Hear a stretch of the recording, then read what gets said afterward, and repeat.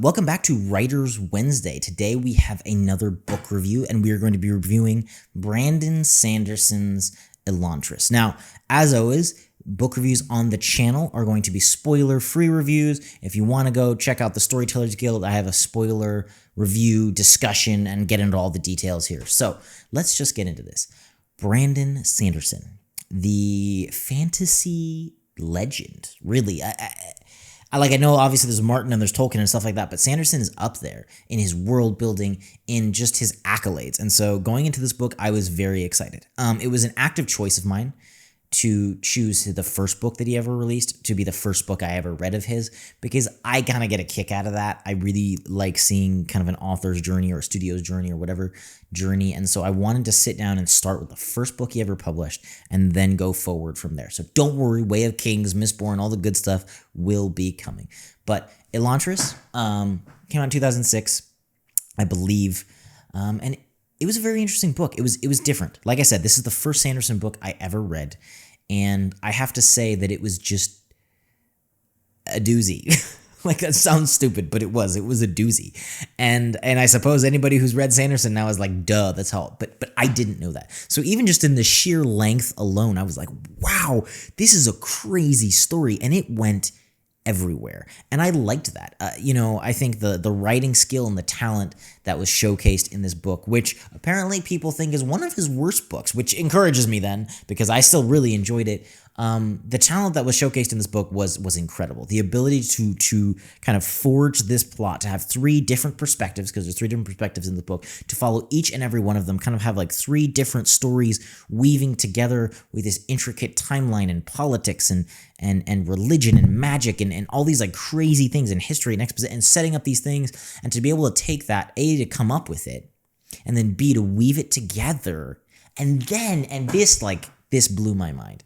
To be able to come up with the conclusion that was like a satisfying conclusion that ties up, honestly, loose ends that I wasn't even asking to be tied up, like down to wild random side character did this thing. I was like, whoa, that's insane. That was masterful.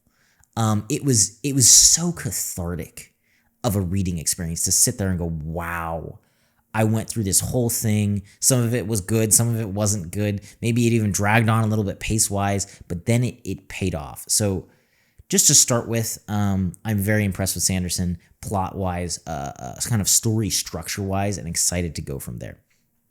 Characters. I really liked the three main characters, Raoden, Sarene, and Hrathen. I think those would be your three main characters, one of which is the antagonist. First of all, I love the idea of following the antagonist. I thought that was great. I am a total sucker for stories when they do the thing of they show the same event or similar events from different points of view, and you get a lot of that in this book. I loved that because you're rotating between these three characters. Raoden, I thought he was kind of your perfect protagonist. I know he may be a little bit more...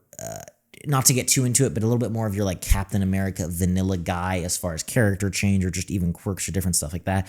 But I think that given where this story was going and what they wanted to do with it, that was actually incredibly important. That was the foundation and kind of like the reliable part of it that you needed. I also think that where his story went in exploring ideas of humans and despair and motivation and what really makes you happy and gives you fulfillment was a fascinating concept, which frankly I did not expect from a book like this.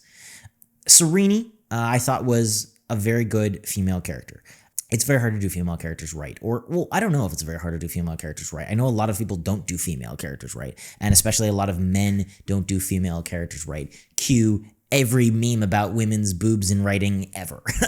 But I thought Sanderson did a very good job. We set up this character. We had this idea of this character. She's very headstrong, motivated, determined. And I think one of my favorite things they did with this character was to not be afraid to make the character weak. I think you see that with a lot of female characters, at least in movies. I'm still getting into the literary world, but in the movie world of things, that's a very common thing is, look, in an attempt to make a strong character, we don't give them any weaknesses at all. And as an audience, that's not relatable. I thought Sanderson did a very good job of that.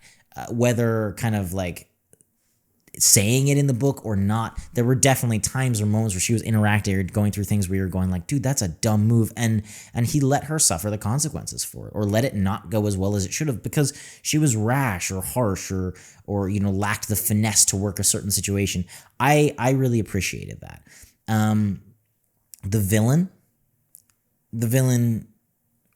was incredible. I don't want to get too much into things. I don't want to get too much into spoilers, but I think the perspective of the villain in this book was one of my favorite things.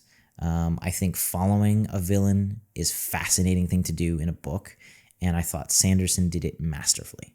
As far as world, because obviously I feel like that's a big part in all fantasy, is it's like, oh, I want to escape. The world I thought was really cool. I think some people may kind of get down on it for being a little bit basic. There's kind of obvious inspirations of like, oh, this is the Eastern, kind of Asian-inspired country. This is the thing here. I was okay with that, mostly because there was a lot of other things going on, and so to have that sort of foundation of like reliability, I thought was totally fine. I understand that maybe it's not as wild or outlandish as it could have been, but I was totally okay with that. I really liked the world. The idea of this city of Elantris, I thought they did really, really well. I mean, I don't want to get too much into spoiler specifics, but I really, really enjoyed that. As far as magic system, and like I said, I have not read a lot of books. I'm still getting into there, but I'm just going to be honest. This is one of the coolest magic systems I had ever read. It's a hard magic system, as in the rules are defined and everything, the specifics, the mechanics are given, and I think that's incredibly hard to do well. I think it was done very well here. The ability to kind of show the limits and show these things without showing so many of the limits so much to where reading it you could go, oh, that's going to be used for this or this thing. No, it let you live and it let you be in the world, but it also made moments and uses of magic feel earned. And I think that's always the danger of soft or hard magic, is that it feels like a writer Deus Ex Machina, like, oh, and then he just threw a fireball. And this book did such a good job of making it believable and building it into the character arc in the same way the sword fight would be built into this man standing up for his life or whatever it might be. And it was almost an extension of the characters that used it. And I thought that was really, really cool. A lot of the characters were fun. A lot of the side characters were very fun, and I enjoyed the dialogue and kind of the quippiness and the world of it all. And I really liked how Sanderson put time into his side characters. So overall, it definitely wasn't a perfect book. It had its issues. It definitely had some problems with, I think some of the dialogue and characterization was just a little bit surface level. I think definitely the pacing, it did drag in the middle for me. And I think that took away from the book, even though he was able to kind of pull it together in the end. I think it definitely dragged in the middle. So, taking all that into consideration, I'm going to give this book a 6 out of 10. So, let me know what you guys thought of Elantris in the comments down below. Like I said before, we're doing this kind of writers group meets book club off-site, off of YouTube, no copyright garbage, called the Storytellers Guild. If you want to watch the full-length kind of spoiler review of this book, feel free to check it out. There's also a bunch of spoiler reviews to a bunch of other stuff, writing streams, you can post your own stories, just tons of cool stuff. So feel free to check out that link in the description. Let me know what book is next in the Sanderson release schedule and what other kind of fantasy books you want me to read, whether Sanderson or not. And yeah, as always, thank you for being here. Thank you for joining, for watching. If you're new, stick around. We're doing writers videos every single Wednesday. And if you do, I will see you all next Wednesday.